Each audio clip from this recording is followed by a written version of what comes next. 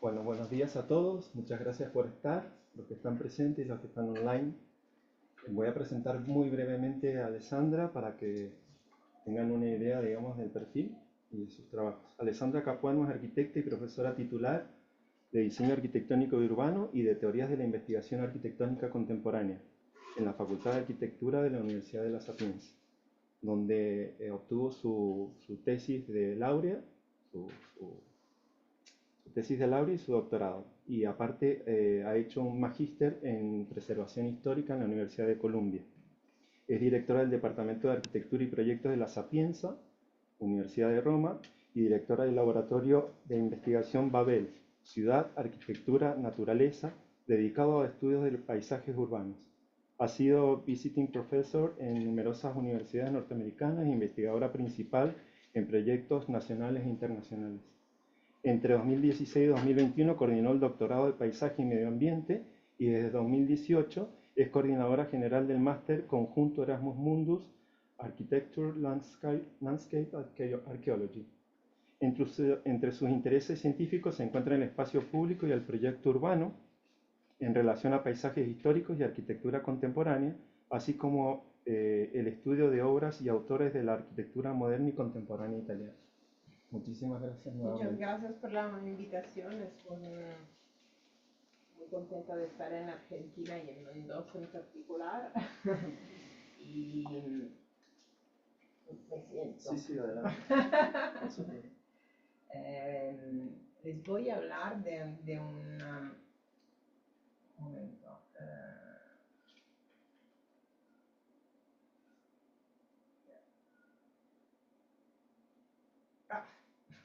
Sí. Ok.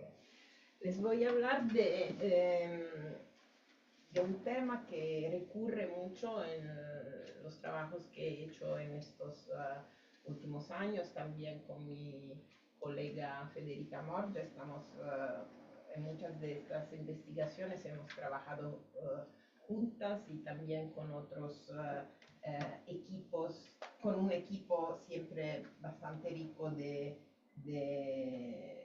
otros investigadores. No son nunca proyectos que se hacen singularmente. Y los tres temas importantes que hemos siempre gobernado son la presencia de sitios naturales, la presencia de la arqueología, que como van a ver es por todo lado en la área de Roma, en Italia en general, pero en Roma en particular, y temas que tienen que ver con la sostenibilidad ambiental, medioambiental y también con la calidad del espacio público.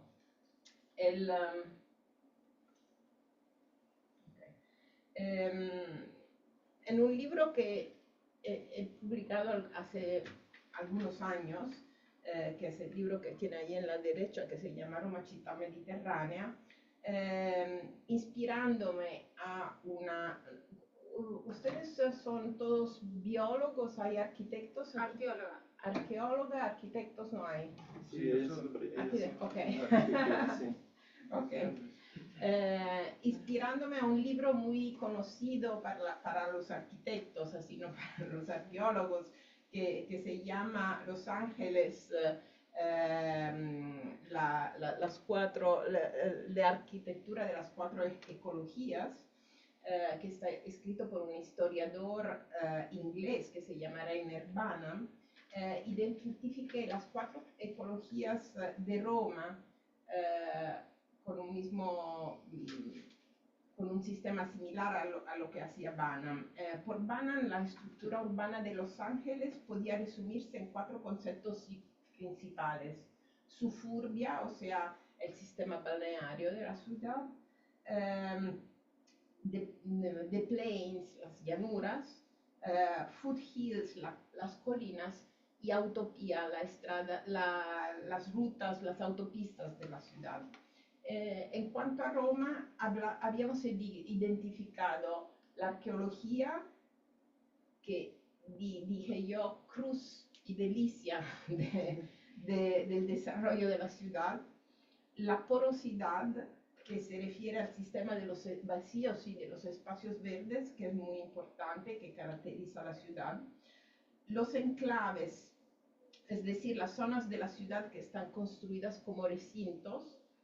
Y por último, la red radial de las carreteras, porque desde cuando Roma fue fundada por los romanos, tiene este sistema de las rutas consulares, que son todavía la estructura de la ciudad y que está definida por este antiguo sistema.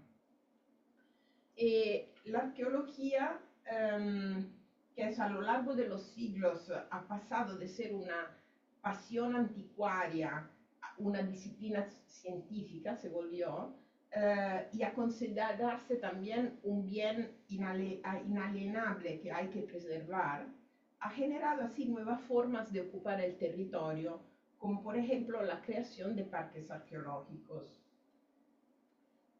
Y si para Rainer Banham era la orografía plana del territorio angelino la que favorecía el desarrollo urbano, en Roma, por lo contrario, la naturaleza ondulada de las colinas, de los cerros, del terreno y la presencia de las ruinas definieron una condición compleja a la que hubo que adaptarse. Y la imagen de la ciudad en este mapa que se ve, por ejemplo, es muy marcada por estos afloramientos, ¿no? Todas las partes que están marcadas en rojo son restos arqueológicos en una área al este de la ciudad. Y la legislación, por supuesto, ha impuesto una restricción de protección sobre estos hallazgos, haciendo que algunas zonas urbanas, como la que ven en la mapa, cuya transformación estaba prevista en los planes urbanísticos del año 60, el plano regulador, no podían ser edificadas porque por la presencia de estas, o sea, por dos cosas al mismo tiempo. El plano regulador estaba demasiado sobredimensionado, pero al mismo tiempo hay estos hallazgos históricos. Y entonces la restricción a la construcción ha llevado a una situación de ensilvestramiento y tal vez a un progresivo abandono también de esos lugares. Roma es hoy una ciudad en la que conviven zonas naturales, también selváticas, se puede decir en español, y urbanas. Y los cuatro paradigmas que he mencionado anteriormente para describir Roma constituyen instrumentos válidos para reflexionar sobre el futuro de la ciudad, ya que la conservación de estos recursos históricos y naturales no solo representa una acción responsable y necesaria, sino también una oportunidad creativa para la transformación del espacio. Y entonces se trata de pensar en una dimensión global en la que los paisajes culturales, los sitios naturales, las transformaciones urbanas pueden coexistir y interactuar. Según el egiptólogo Assmann, el valor narrativo del pasado constituye una retrospectiva fundamental que hace posible una perspectiva. La arqueología, por lo tanto, puede tener un impacto cultural y educativo relevante en la sociedad, pero los valores deben ser capaces de estimular las comunidades locales contemporáneas. Este es un ejemplo, por ejemplo, del obelisco de Heliópolis, que desde el Egipto fue llevado a Roma, fue colocado inicialmente en el circo de Nerone y Calígula, y después el obelisco fue utilizado para ser puesto al centro de la Plaza San Pedro en Roma, poniéndole por encima San Pedro. Entonces, un símbolo, ¿no?, de otra cultura, de otra religión, ¿no?, que se ha completamente transformado antes en un elemento de la historia de Roma antigua y después en el símbolo más importante de la religión cristiana, ¿no? Pero Además, eso, disculpe, está relacionado también como la conquista de los romanos a Egipto, como un símbolo de conquista. claro, claro que hay estos símbolos siempre también y hay, ¿no? Hoy en día estamos discutiendo, ¿no? Todos los temas del colonialismo, pero hay también que saber contextualizar en la historia del momento lo que se ha pasado, claro. Además, los sitios arqueológicos también pueden desempeñar un papel importante a la hora de abordar otras cuestiones como la biodiversidad, el desarrollo sostenible, el cambiamiento climático, porque Roma es muy rica en terrenos vacíos, abandonados, y esta porosidad constituye un elemento importante en el metabolismo urbano para la habitabilidad de la ciudad hoy. La vida respira en estos terrenos que no han sido edificados gracias a la presencia del patrimonio, y como afirman estos dos biólogos, en el entorno natural ha desempeñado la arqueología ha desempeñado un papel importante en el desarrollo urbano de Roma. Ya desde la época republicana, los monumentos posteriores han tenido a menudo el efecto de preservar las áreas verdes protegidas del intenso desarrollo urbano, y estas áreas verdes, en particular los grandes parques de las villas patricias, se unen al curso del Tíber, del río, ¿no? que cruza Roma, y por lo tanto el triángulo arqueológico que va desde el Foro Romano, no sé si ustedes conocen Roma, pero en el centro de Roma hay una de las más grandes áreas arqueológicas al mundo, hasta la Vía Appia, que vamos a ver de un rato, que está al sur de la ciudad, y se constituye toda la ciudad. Entonces está atravesada por un cinturón verde que permite el intercambio de fauna, por ejemplo, de mamíferos también, de flora, y dentro de la ciudad se mantiene una especie de red ecológica urbana que es poco habitual en las grandes ciudades europeas y mediterráneas, que tiene así un importante punto de articulación en las zonas arqueológicas. Esta es la mapa que se llama la mapa de la calidad de Roma, que sirve para mostrar todos los monumentos. De un lado, todo lo que está marcado en rojo son zonas monumentales, que son también zonas monumentales antiguas, pero también modernas y contemporáneas. Hay marcados también los edificios de los años 60 o de los años 30, interesantes, y también, como ven, todos estos sistemas de áreas verdes, todas las áreas que de hecho son protegidas y que son cruciales para la conservación de la biodiversidad, especialmente cuando se encuentran en contextos antropológicos muy modificados por el hombre, como es el caso de Roma. Así, estos sitios pueden contribuir a la creación de corredores verdes que hoy en día están muy apreciados por el bienestar de los habitantes. Rutas peatonales y ciclistas para desplazamientos no solo turísticos para divertirse, pero para desplazarse cotidianamente, y también espacios recreativos por el deporte, el ocio, la cultura, el relax. En el centro histórico de Roma, los yacimientos arqueológicos monumentales y el patrimonio en general se valorizan sobre todo sobre fines turísticos, mientras que en las zonas periféricas de las que estamos hablando, hay abundantes, son sitios que tienen muchas características históricas de patrimonio, pero son poco frecuentados y reconocidos para los turistas y también por los habitantes.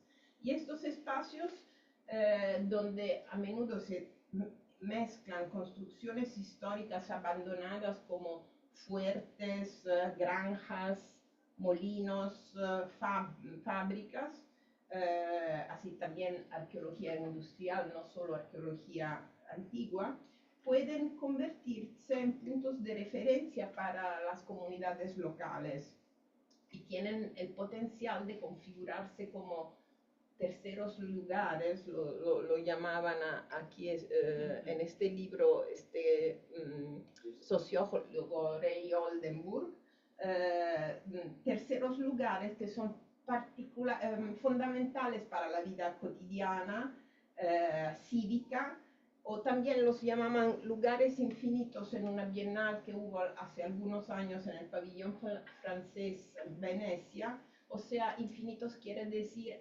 abiertos a las posibilidades, abiertos a procesos capaces de generar nuevos estilos de vida, nuevas formas de compartir el espacio.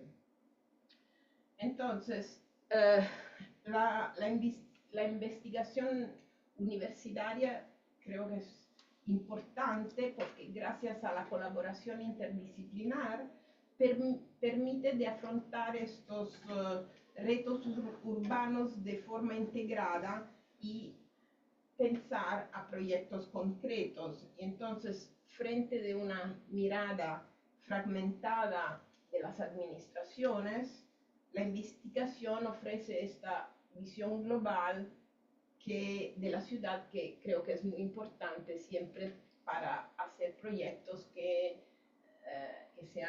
tengan un sentido. Entonces les voy a presentar 4 proyectos que están centrados en Roma, que tienen estas premisas de las que acabo de hablar, que son el Parque de la Appia Antica, el GRAB, que voy a explicar qué es, la Valle de la Niene y el Eje de Acueductos, donde historia, naturaleza, movilidad sostenible se integran en esta visión de futuro. Por supuesto, desde la idea de sostenibilidad surgen nuevas formas de diseñar y valorizar el patrimonio urbano en línea con las estrategias europeas del siglo XXI y también la Convención de Faro, que ponen las personas y el patrimonio al centro de un desarrollo sostenible, conectando todas estas cosas juntas, no pensar el patrimonio solamente como un bien per se. El documento de la UNESCO de 2011 sobre el paisaje urbano histórico propone de integrar el patrimonio histórico y natural, situando el paisaje y su vulnerabilidad en el centro del desarrollo urbano.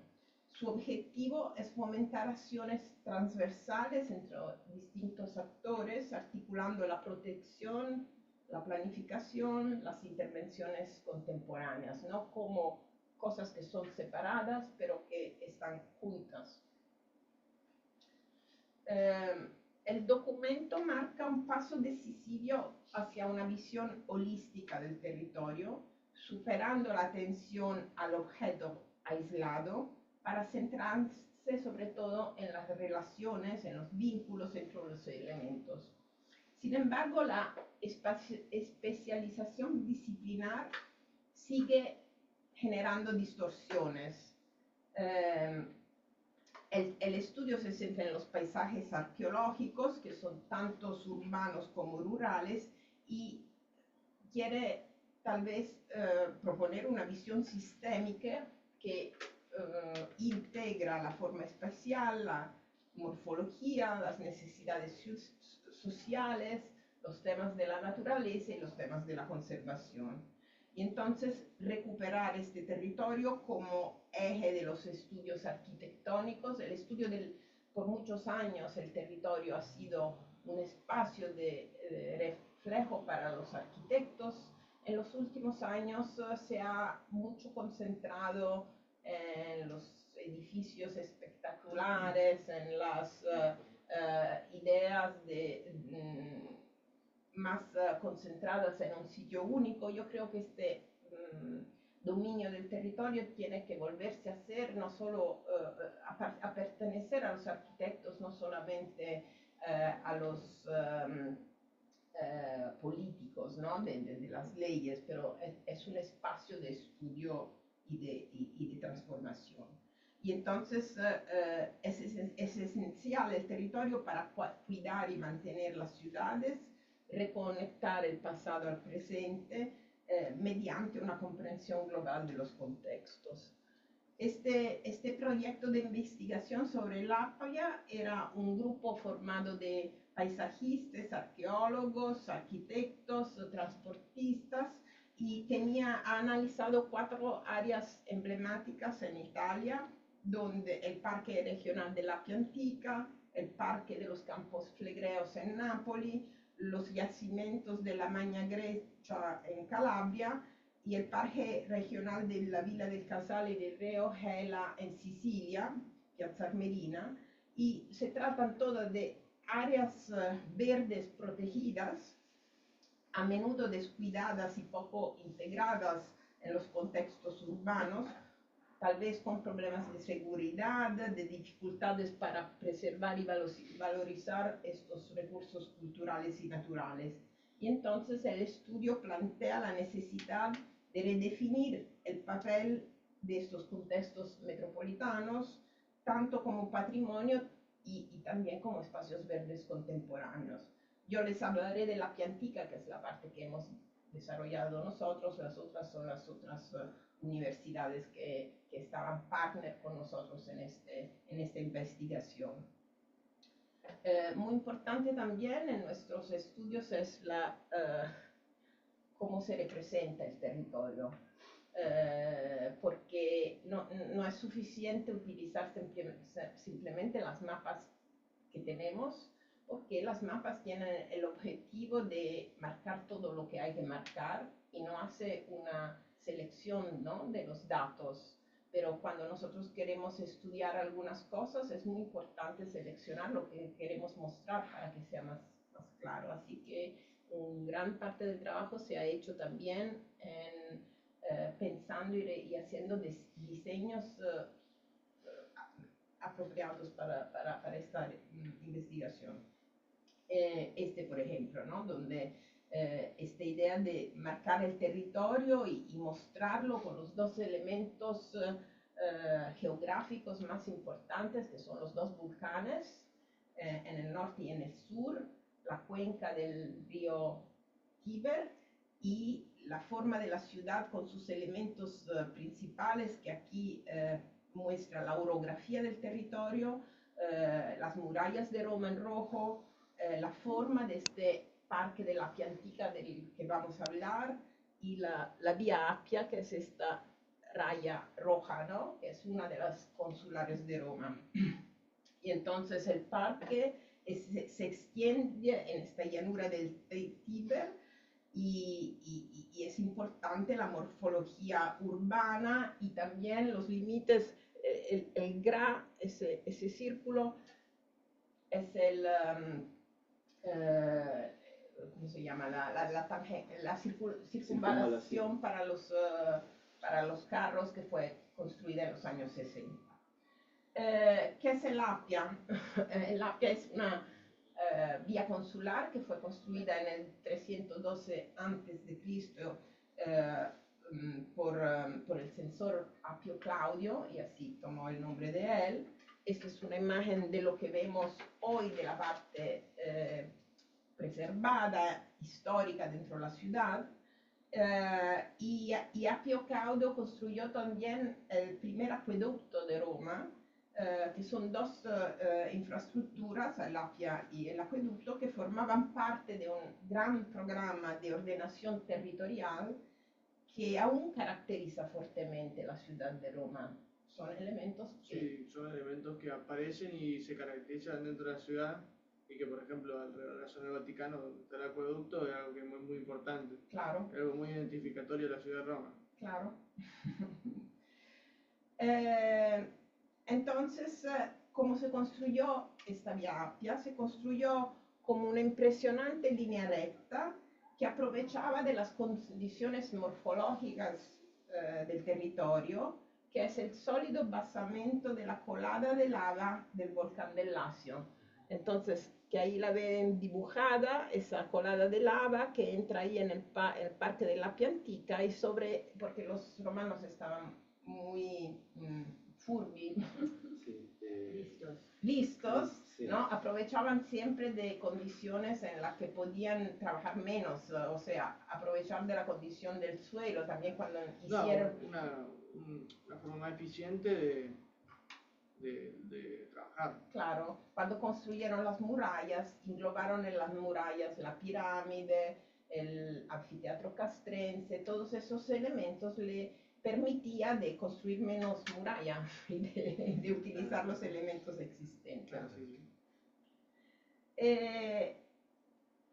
Para nosotros arquitectos el arquitecto más conocido es Le Corbusier y Le Corbusier afirmaba que una carretera es un acontecimiento plástico en la naturaleza, no simplemente una medida kilométrica. Entonces, eso es muy apropiado, esta foto de los años 60 que nos muestra la Via Appia en el Parque de la Appia. Este trazado se puede convertir en un instrumento de reorganización urbana, y así para nosotros este territorio del Appia era un territorio de proyecto donde la calle actúa como un conector político, ambiental, social, del patrimonio de la ciudad contemporánea, no de la ciudad de antes, ¿no? Son nuevas interpretaciones de hoy. La Via Appia es muy importante porque fue siempre un eje estructurante y simbólico. Nosotros estamos hablando del pedacito que está dentro de la ciudad de Roma, pero la Via Appia llegaba hasta Brindisi en Italia y después se pasaba, el primer tracto llegaba a Capua, después hasta Brindisi, después a través de la Via Ignazia en Grecia se llegaba hasta Bizancio. Y después, en Edad Media, formó parte del circuito de la Vía Francígena, no sé cómo se dice, Francígena, que es todos estos caminos de peregrinaje para ir a ver los sitios santos en Santiago de Compostela, en Roma, en Bizancio y también en Jerusalén. Y fue muy importante porque en el siglo XVII, XVIII, todos los artistas piranesi, Labruzzi, Goethe, redescubrían la Via Appia y la campaña romana, transformando estos sitios en paisajes icónicos del Grand Tour. El Grand Tour era el viaje de estudio que realizaban artistas eruditos, aristocráticos europeos en Italia y en Grecia, que eran los sitios de las civilizaciones clásicas. Y cuando viajaban, el paisaje de la Via Appia era más o menos, era presentado para este pintor, que tiene por supuesto un nombre extranjero, son los extranjeros que vienen y pintan estos paisajes, y el agro romano permanecía en un estado de semiabandono, el paisaje era sin cultivar, era un paisaje que estaba utilizado sobre todo para la pastoricia, y también estaba... habían áreas que pertenecían a personas y que ejercitaban un dominio sobre eso, ¿no? Sobre esas áreas. Y entonces estas personas que viajaban aquí miraban a este aspecto melancólico, ¿no? Descrito por todos los escritores, los pintores que trataron este tema de la belleza de las ruinas en este paisaje. Pero en época napoleónica, 1812, o sea, cuando Napoleón conquistó Italia y quería hacer de Roma una segunda capital del imperio, había un prefecto en Roma que se llamaba Camille de Tournon, que inició una campaña de reconocimiento del área con el objetivo de restaurar y valorizar la antigua vía consular. Encargó Antonio Canova de las primeras excavaciones y se formó lo que podemos hablar el primer idea de una instalación moderna de la Vía Appia, un parque que entre el Campidoglio pasaba por los foros, el Coloseo, y llegaba hasta las colinas donde hay el volcán, donde los antiguos romanos y después las personas en el 500, en el 600, en el 700 y todavía hoy tienen las segundas casas, tienen las casas para disfrutar del aire y del buen tiempo. La historia es muy larga. De este proyecto de Napoleón no se hizo nada a principio, pero en los años 30 fue indicado en el master plan durante el fascismo, esa parte amarilla, como un área de protección, una zona de respeto, pero como siempre le pasa cuando tú pones una zona de respeto, empieza también la ocupación ilegal de áreas que no pueden ser construidas. Y entonces empezaron muchos a construir casas y a disfrutar del hecho que era un parque, hasta que un grupo de intelectuales guiados por Antonio Cederna, que era un arqueólogo, pero sobre todo un jornalista muy conocido, que luchó mucho para la protección de los patrimonio natural y histórico en Italia, escribió más de 140 artículos para preservar esta área y finalmente se hicieron un proyecto de protección del área del parque arqueológico. En los años 70, Vittorio Calzolari diseñó este parque y después de estas luchas, en 1979 se creó al centro de Roma una gran zona arqueológica protegida, concebida para conectarse al Parque dell'Appia Antica. Entonces, el Parque dell'Appia se ve pequeñito allí en el negro, el que va así vertical hacia abajo, es un parque regional del Lazio, pero es también una de las 5 zonas protegidas por el Master Plan más reciente, que es el Master Plan de 2003.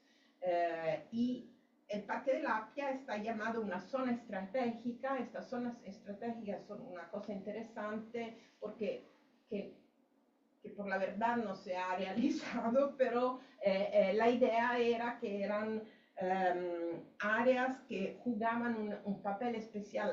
Las reglas de desarrollo de estas áreas tienen un valor estratégico para la ciudad de Roma y tenían reglas diferentes del resto del plano regulador. Entonces, esta zona, cuando nosotros empezamos la investigación, había un debate por la preservación de esa zona de hace la época napoleónica, pero a ese tiempo eran 3.400 hectáreas, hoy son 4.200 creo. Era un territorio dejado así, tú podías ir a visitar algunos monumentos, pero no había una idea global. Y entonces de eso nació nuestra investigación para pensar qué podemos hacer con estos territorios de larga duración histórica que requieren proyectos que protegen la memoria, protegen la naturaleza, pero que también tienen que estar en la ciudad contemporánea, no pueden ser solamente musealizados. Y hoy el parque ocupa, ven la línea verde, no sé si se ve bien, del parque de la Appia que siempre reproducimos en estos mapas. Esta es una mapa que muestra lo construido de la ciudad de Roma y el límite geográfico y el límite político. Y este espacio verde es en medio de unas zonas residenciales y productivas muy densas que se integra en las redes de la infraestructura y puede ser un sistema de conexión, un recurso vital para la ciudad. Así que en la cubierta de nuestro libro hemos puesto el parque como un logo casi, un logo del área metropolitana, donde hay los elementos esenciales, los dos volcanes, el Tibre, el Aniene, el Gra, y revelan esta idea que el Parque del Appia puede ser una infraestructura urbana identitaria arraigada al pasado y proyectada al futuro. Entonces una utopía concreta. Y el Appia Antigua para nosotros puede ser un poco como el Central Park en New York, el corazón simbólico y vital de la ciudad, un paisaje vivo. Hemos hecho un confronto con los parques, voy más veloz aquí, ¿no? De las medidas, de que el papel juegan algunos parques en las ciudades, parques de la Valle de los Tiempos en Agrigento, pero también la Villette en París, que es un parque del XX siglo, ¿qué diferencia hay con el Parque del Appia o con el Hampshire Park, que es un grande parque territorial de 130 kilómetros en la Ruhr, que era una zona industrial que fue cerrada y que se hace con todas estas ruinas industriales arqueológicas y también para recuperar un territorio que estaba inquinado, contaminado. La dimensión diferente de estos sitios, ¿no? Y entonces también el Parque del Appia puede transformarse en un sitio con usos y significados diferentes y puede divenir, como pensaba también Piacentini en 1916, el centro de un sistema de parques, de una corona de parques que puede ser muy importante para la ciudad. Y también muy importante por la presencia de la agricultura, de los colli albani, de la creación la presencia de la arquitectura urbana para usos recreativos o dentro de, estas son fotos, dentro de Roma hay todavía las ¿le pecore? Sí, las Ovejas. ovejas. Sí, las ovejas, gente que cultiva arquitectura a 0 kilómetros y algunas ideas para trabajar con todo este patrimonio, lo que hay ya, pero lo importante es conectar estas cosas. Entonces hemos pensado a esta idea de puntos, líneas, superficies y constelaciones, o sea, en estos dibujos una mapa de todos los sitios más importantes, no solo arqueológicos, pero también las infraestructuras como los trenes, las estaciones, hay algunas corrientes de agua mineral, hay todo lo que hay interesante en este territorio para ponerlo en red. La idea de tener una pista ciclable, se movió, una idea de tener una pista, las líneas son la carretera del borde, una pista ciclable, la vía Appia por supuesto, el ferrocarril y todas las superficies que son zonas en amarillo son zonas agrícolas, en verde son zonas recreativas y en rojo son zonas arqueológicas. Y todo esto junto, ¿no?, puede reinterpretar los valores de la Vía Appia en una perspectiva de contemporaneidad y también en una perspectiva de red, de constelaciones de parques que ahí están conectados por este rojo que es la pista ciclovía. Okay. Y con una idea de ver el parque no solo como siempre se ha hecho desde Roma hacia afuera, pero también de invertir el regarde para la gente que habita afuera y se conecta en la ciudad de Roma. Y entonces esta idea de conectarlo con el circuito de las bicicletas nos lleva a otro proyecto.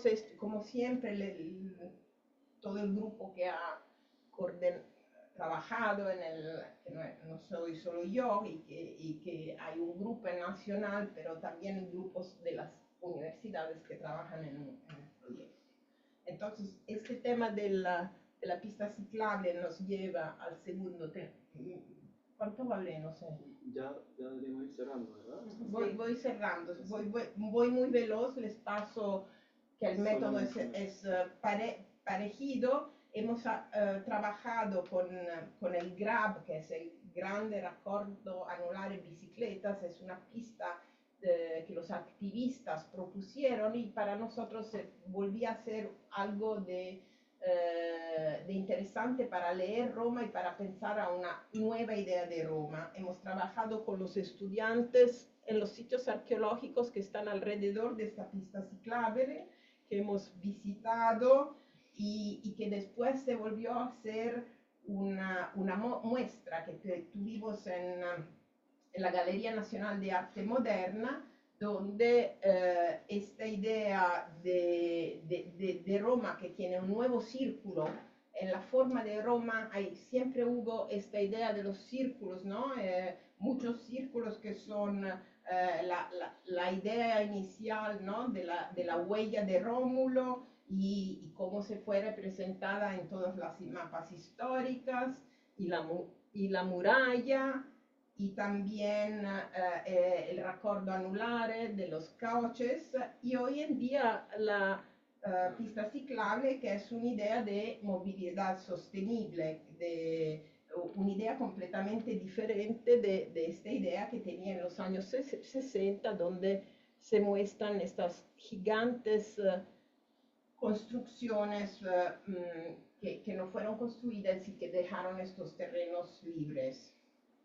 Y lo que representa mejor hoy la idea de Roma es esta mapa que hicieron los artistas Stalker, donde es un planisfero donde la mapa del Nolli, de Roma histórica, está dentro un mar de verde y de áreas verdes. Y entonces, sobre este tema, voy un poco adelante, hemos mapado, por ejemplo, todas las áreas abandonadas para que puedan entrelazarse con los sitios abandonados, los edificios abandonados, arqueologías industriales, Claro, etc.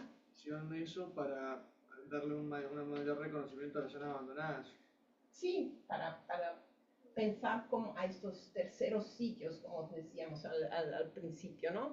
Todas las áreas verdes y la arqueología, el patrimonio, y también todos los proyectos que han pensado alrededor que tal vez no se han realizado y que se pueden realizar otra vez, ¿no? Y también todos los implantes deportivos. Bueno, esto era Pierpaolo Pasolini, que dice que Roma alrededor sigue siempre la misma, llena de maravillas. Y en la muestra que hicimos habían estas 5 palabras clave: cuerpos, memorias, naturaleza, comunidad, imaginarios, que ahora de las que no les hablo, pero al final había también algunas visiones sobre algunos sitios de estas áreas alrededor del grande raccordo anulare de las bicicletas. Sí, si è convertita la scrittura. Finalmente hicimos también actividades de tercera misión, bicicletas, para mostrarle esta idea de Roma con estudiantes y ciudadanos. Y también estamos haciendo ahora una investigación parecida sobre la Valle de la Niene al este de Roma, en una manera parecida a la que no les voy a hablar, donde hay el río y todas las cosas muy importantes de ese paisaje histórico, pero esto es la situación de lo que hay hoy en la ciudad. Y así pensar a estos espacios verdes como una greenway que conecta la ciudad de Roma esta Greenway pasa también por un área muy importante que son las canteras de Travertino cerca de Tivoli, que es un paisaje completamente destruido, pero eso es lo que la excavación ha creado en el territorio, pero este territorio está también reconocido para la presencia de unas especies de biótopos vegetales muy particulares, nacidos por la presencia de las aguas ácidas sulfúreas que hay en esta área, que hay termas, y el agua ácida creó el travertino, ¿no?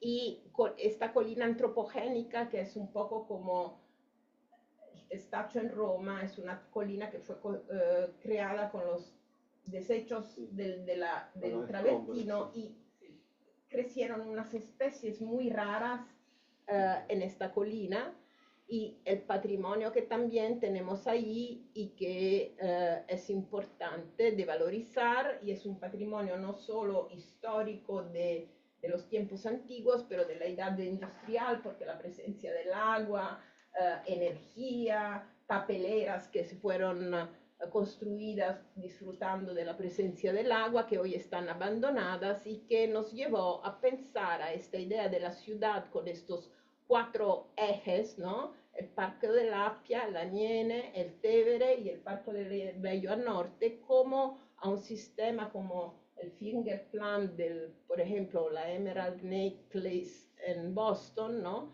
De estos sistemas verdes que pueden construir vías verdes en la ciudad de Roma para el futuro. Y aquí otro equipo muy grande que trabajó en esta idea, y llegamos al final. Si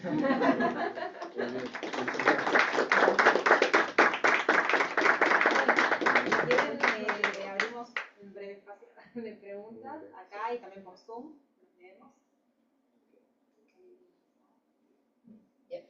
Es una gran labor de vinculación, de gestión. Como llegué un poquito tarde a la introducción, ¿cuál es el organismo que se encarga de articular los diferentes actores en torno al paisaje para darle un enfoque sistémico? No es un solo, es una idea de un orden del territorio que después tiene muchos actores, porque hay, por supuesto, los actores que gestionan el parque, es un parque regional, entonces la región del Lazio, es un parque arqueológico, y entonces hay la superintendencia de la Appia Antica, pero es un pedazo de ciudad, y entonces las municipalidades que están alrededor de la ciudad, y por supuesto todos juntos participan a la gestión de estos espacios. Hay un plan máster, o sea, hay un grupo que es el que gestiona la articulación. Eso es lo que le pregunto, ¿cómo se lleva? Hoy en día no hay una gestión coordinada entre todos los actores, y tampoco, si quieres, hay una visión así conectada de todas las temáticas como hemos hecho nosotros, ¿no? Hoy en día, si tú tienes que hacer la pista ciclable, tienes que ir al Departamento de Movilidad Sostenible y ver si ellos hacen la pista ciclable. Por supuesto, cuando van a hacer la pista ciclable van a hablar con la superintendencia, con esto y con el otro, y le muestran el proyecto, pero no hay un organismo único coordinado, y es un poco, si quieres, lo que queríamos decir nosotros, ¿no? De no tener todas estas visiones siempre separadas, ¿no? Tienen los biólogos que tienen que proteger el giglio selvático, ¿cómo se llama? Giglio, no sé, es un flor muy bonito, blanco, que crece en las raíces con las raíces en las arqueologías, pero los arqueólogos no pueden ver el giglio selvático. Entonces, ¿vamos a preservar el giglio o vamos a preservar la arqueología, no? Pero las dos cosas están unidas muchas veces. Ahí quiere Diego. Justamente te iba a preguntar sobre los conflictos, porque distintas intereses pueden ver el territorio de manera diferente. Por ejemplo, corredores que funcionan para biodiversidad pueden generar problemas para la conservación del patrimonio arqueológico, para las poblaciones humanas. En nuestra realidad, áreas verdes pueden ser vistas como un beneficio, pero también como un problema porque pueden representar peligros en términos de crimen. Entonces, mi pregunta es, ¿cuáles son los principales conflictos que se generaron en estos proyectos y cómo los han intentado resolver? Primero hay que decir que es una investigación universitaria y no algo que se ha realizado en la realidad. Entonces, los conflictos yo los veo todos los días. Te hago un ejemplo también sobre la biodiversidad. Estamos estudiando estas temáticas, yo las utilizo también en la didáctica, en los cursos con los estudiantes. Estamos estudiando las áreas del travertino cerca de Tivoli, donde hay una zona de conservación especial europea, porque descubrieron que con el travertino no solo hay esas plantas, pero hay unos muschi e licheni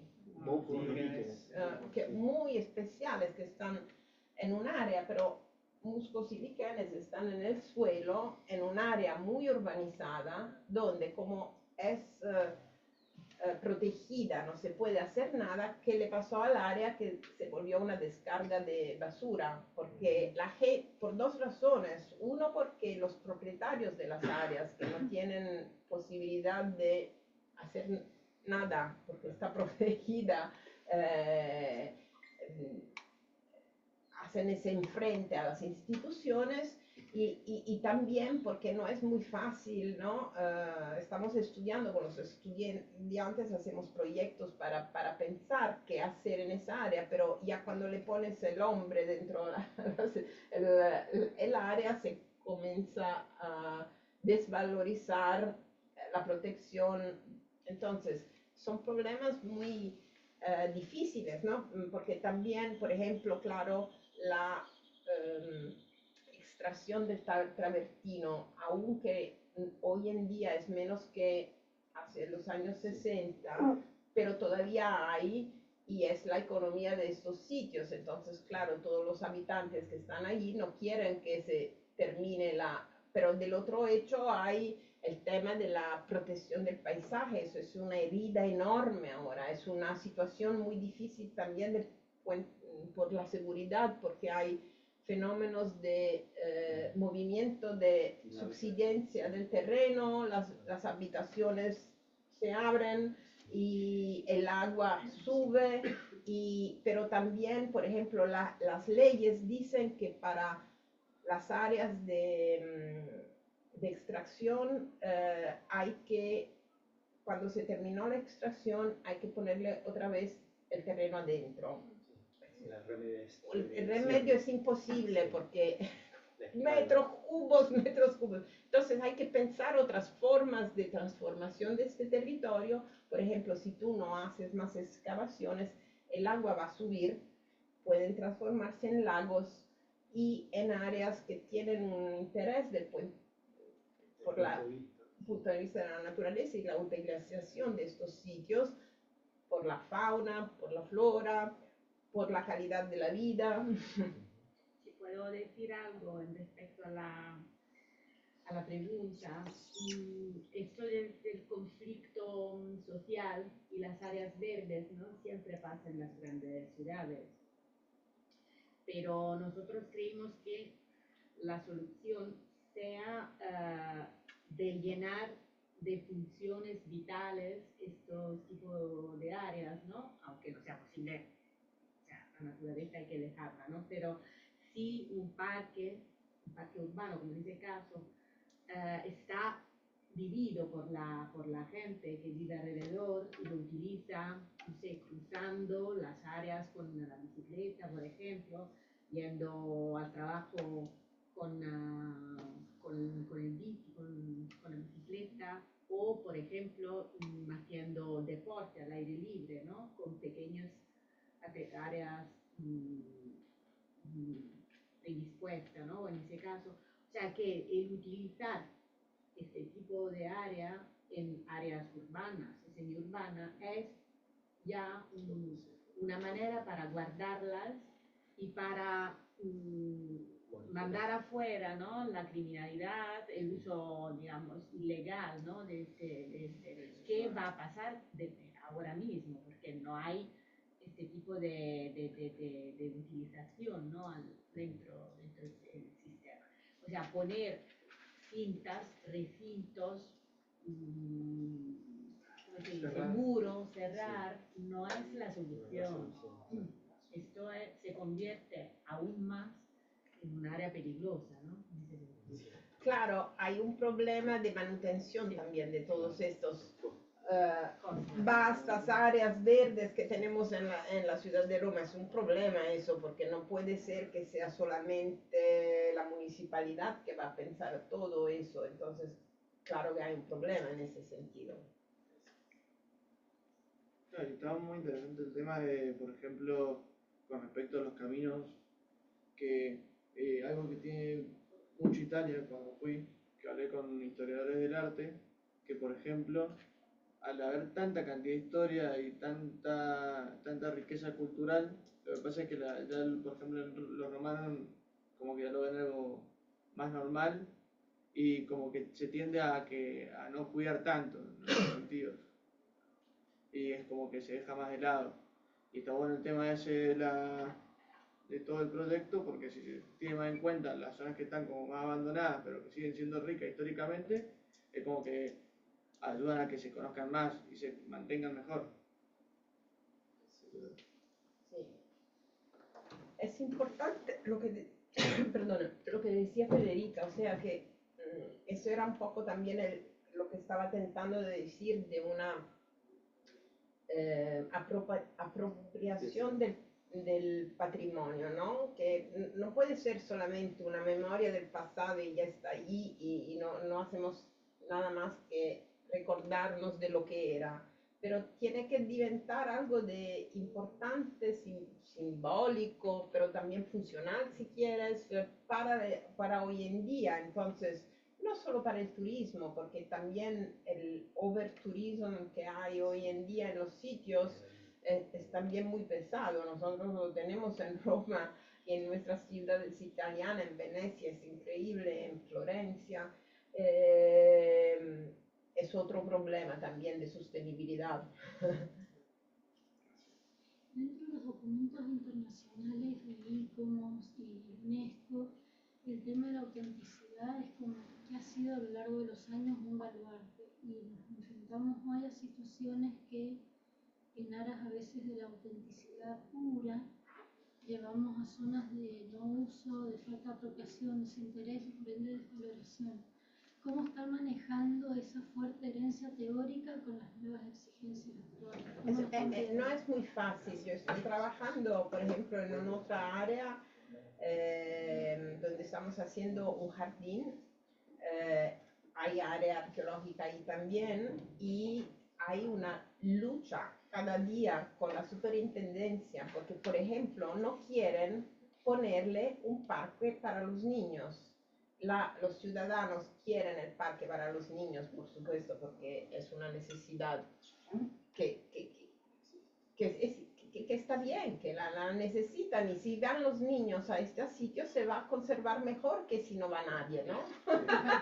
Y entonces, pero hay una mentalidad con los arqueólogos de la superintendencia que es muy, ¿no?, fijada, que un parque arqueológico no puede ser también un parque para niños. ¿Por qué? Nosotros hemos hecho, yo dirigí por muchos años un máster arquitectura, arqueología, paisaje. Me gusta muchísimo valorizar la arqueología. No es que yo no quiero valorizarla, mi marido es arqueólogo. No es que yo no quiero valorizar la arqueología.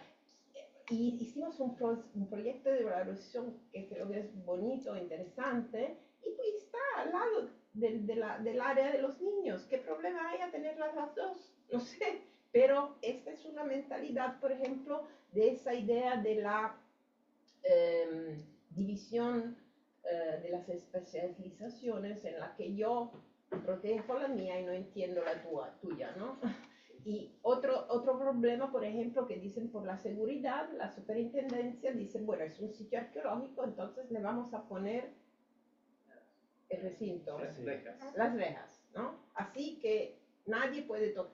Pero no, tenemos que ponerle la luz para que la gente pueda atravesarlo en seguridad. Tenemos que hacer la manutención, tenemos que estudiar formas de ponerle árboles, por ejemplo, ese es un grande problema con la arqueología, ¿no? Como la coexistencia de los árboles y de la arqueología no son compatibles, porque las raíces ruinan la arqueología. Entonces nosotros estudiamos un sistema de poner los árboles solo en algunas partes que están más altas, que tienen redes para que las raíces no ruinen lo que hay abajo. Se pueden probar soluciones, ¿no? Somos arquitectos y podemos pensar a soluciones adecuadas para los dos problemas. Y como siempre en la vida todo es un compromiso, o sea, no hay la protección total, ¿no? Porque también si el sitio no está vivido se va a arruinar más que si está vivido y hay que hacer manutención porque nada es eterno, aunque Roma se llame eterna. En ese sentido hay experiencias en otros países europeos en los que una parte del ayuntamiento convoca también la comunidad que vive en la zona para que cuide estos pequeños parques y tal, ¿no? Yo creo que también hay que educar los ciudadanos al respecto y al cuidado de las áreas que viven, o sea, para una reciprocidad, ¿no? O sea, tampoco el ayuntamiento, el gobierno, en este caso en Italia, que puede dar todas las respuestas en términos económicos también, ¿no? Porque no hay fondos, no hay dinero, no hay más. Antes a lo mejor había, ¿no? Pero ahora no, como en todo el resto del mundo.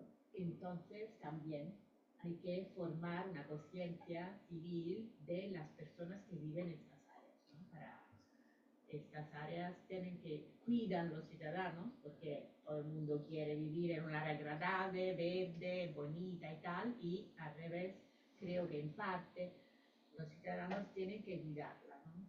Esto puede ser una pequeña respuesta, pero todo es...